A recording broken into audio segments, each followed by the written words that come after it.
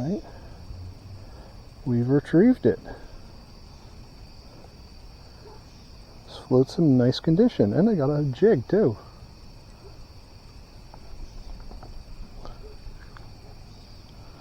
Alright, let's hear it for Nature's Bait and Tackle Shop. This looks brand new. It's in good condition.